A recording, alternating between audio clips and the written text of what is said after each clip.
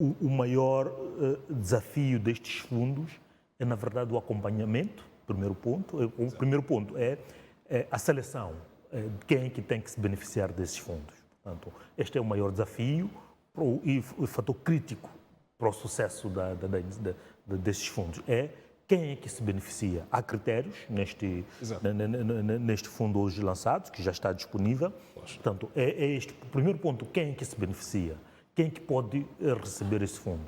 E ao receber esse fundo, há uma coisa que tem que sempre acontecer, que é o acompanhamento, que é esta pessoa ser apoiada a melhor calibrar o seu projeto, porque uma coisa é ter uma ideia, mas a outra coisa bem diferente é que esta ideia que eu tenho, ela de fato tem potencial para poder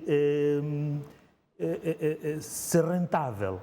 Portanto, que seja ela rentável, se transforme em um negócio que gera rendimento. Portanto, uma coisa é a ideia, outra coisa é a ideia ser rentável, gerar rendimento e poder crescer. Portanto, se o Estado conseguir, o Governo conseguir, primeiro, identificar as pessoas a que devem beneficiar deste fundo, orientar estas pessoas, preparar, já penso que aqui há esta componente, no anterior tinha a componente de formação, de preparação das pessoas, mas não basta só formação. Eu acho que é preciso haver mentoria. Portanto, haver mentoria para estas pessoas, um acompanhamento, alguém que acompanha, que consegue perceber em que a pessoa está a investir o dinheiro, em que investiu, depois, se isto dá dinheiro, qual vai ser o retorno. Há vários outros aspectos que é preciso olhar e é preciso criar uma equipa. Há uma equipa aqui que já está prevista, segundo os documentos disponíveis, a nível do distrito, de pessoas que podem, portanto, tem aqui representante das áreas econômicas do governo do distrito ou do conselho autárquico, portanto são 5, agentes econômicos locais, 2, líderes locais, 2, organizações comunitárias de base, 1, instituições acadêmicas, 1 e sociedade civil, 2. Portanto, este é o comitê que vai receber as propostas e depois vai eventualmente decidir fazer a seleção juntamente com o governo distrital. Depois tem uma equipa de assistência técnica que é composta por instituições de pesquisa, fundos de fomento tutelados pelo Estado, que depois vão fazer a capacitação e a assistência técnica destes elementos. As escolas, desde primárias, secundárias e por aí, estão até lá onde está, entre aspas, o último cidadão moçambicano, não é?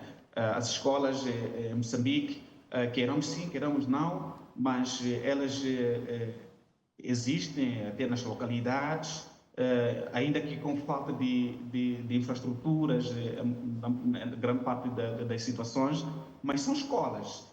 Se é uma escola, significa que há uma necessidade, por exemplo, de os professores terem giz para poder lecionar, para escrever no quadro. Há necessidade, por exemplo, de papel para a realização de provas. Jovem ou um grupo de jovens que se organize e crie, por exemplo,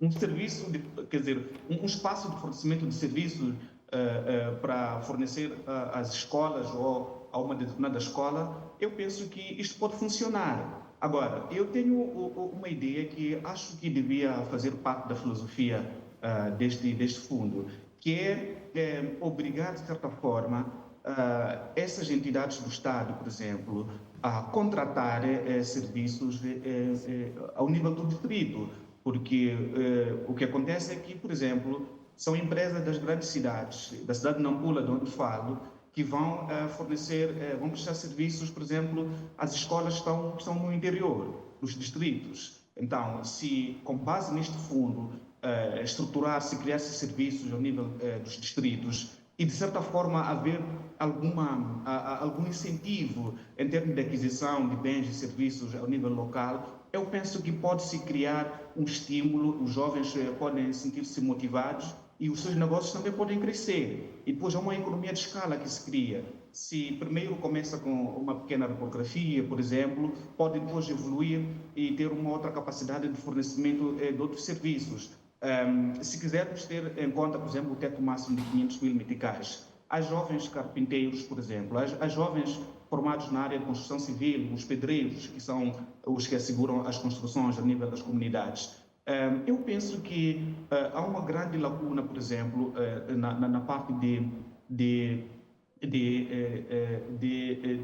assistência às escolas, às infraestruturas do Estado. No caso concreto, estou a falar de manutenções. Quando se constrói uma escola, um hospital, depois não há um acompanhamento em termos de manutenção. Uma janela que se quebra, um vidro que cai, e depois de 5, 6 anos, a escola já quase que caiu completamente. Mas se houvesse uma perspectiva de, por exemplo, incentivar pequenas iniciativas de microempresas que pudessem prestar serviços, por exemplo, de manutenção de infraestruturas do Estado, escolas, hospitais, centros de saúde e por aí, eu penso que também aí podia-se criar uma oportunidade para os jovens que, com base neste fundo, podem evoluir, que quem sabe no futuro até criar empresas mais estruturadas para poderem prestar serviços nessas áreas. Então, são ideias que penso que é uma questão só de estruturação, mas acima de tudo tem que haver vontade dos governos provinciais, distritais, para poder assegurar que de facto essas iniciativas possam florescer e darem frutos. O que eu percebi é uma perspectiva mesmo de garantir esses pequenos financiamentos, mas para poderem chegar para toda a gente. É como que se numa casa houvesse apenas um pão, mas para sete membros. É preciso pegar no mesmo pão, aplicar ali a matemática, fazer frações e conseguir alimentar as 7 pessoas. Então, percebo que o governo está numa situação difícil em termos de finanças públicas, em termos de orçamentos, de tal forma que só podia, pelo menos a este nível, colocar os financiamentos a esse nível. Agora, cabe, não é, aos governos distritais terem a sensibilidade suficiente de não pegar este bolo, por exemplo, o Ricardo apresentou um projeto de 500 mil meticais e logo está a dar 500 mil meticais. É preciso olhar para, se calhar, o leque de projetos e ver que, ok, para o número, para a demanda que se tem, pode-se dar até o máximo disto. E o projeto tem que ter a flexibilidade de ser ajustado ao orçamento que for disponibilizado. Claro, não um orçamento tão prejudicial, e também os jovens têm que ter essa sensibilidade. Não correr para o teto máximo, tendo sempre uma perspectiva de benefício para muito mais pessoas, não necessariamente para um pequeno grupo, que é isso que, na verdade, se procura evitar. Para aquilo que se pretende, está claro que é para iniciativas individuais, para micro e pequenas empresas de pequena dimensão. E eu acho que temos que começar de pequeno. Temos que começar de pequeno. O importante, eu acho que não é o volume do dinheiro, o importante é o que é que se faz com esse dinheiro. É como é que as pessoas depois usam esse dinheiro. É a orientação que se dá, é a capacidade de olhar para aquilo que a pessoa pretende fazer, o que é que vai fazer e depois qual é a rentabilidade que vai ter com aquele investimento que vai fazer. E a outra coisa muito que eu acho que é importante é apostar em pessoas que já têm alguma experiência de negócios. Portanto, alguém que já está a fazer algum negócio, exato, que precisa de evoluir, crescer um pouco mais para poder dar andamento ao seu projeto. Então, eu acho que com uma pessoa com alguma experiência de negócio, já não se parte do zero, parte de uma base em que é possível com aquela pessoa estudar e avaliar e ver como potencializar aquele valor que é dado. Eu, ano passado, estive numa conversa com jovens, numa sala cheia de jovens empreendedores, especialmente na área da agricultura, em Nampula, e houve alguns pitch, já fui ver algumas apresentações de ideias de negócio e o investimento que os jovens apresentavam. Rondavam nesses valores. E tinham ideias fabulosas, quer dizer, algo que já faziam e queriam algum dinheiro para poderem escalar.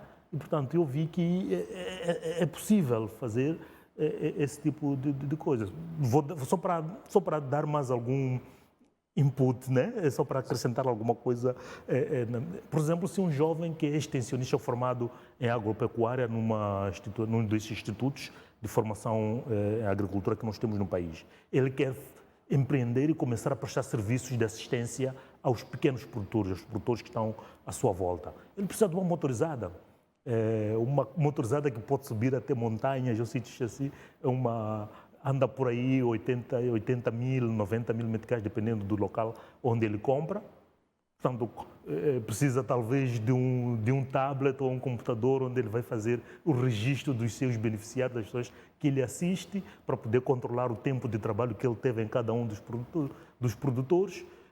Ele consegue fazer isto com pouco dinheiro e pode assistir, ao ter uma motorizada, ter combustível todos os dias, pode lhe permitir assistir à vontade 25 a 50 pessoas, portanto, produtores. E isto é um negócio que ele vai fazer e que pode depois, mais tarde, evoluir para até fornecer insumos a estes produtores e coisas assim. Portanto, eu acho que é possível, é mais ou menos este tipo de negócios.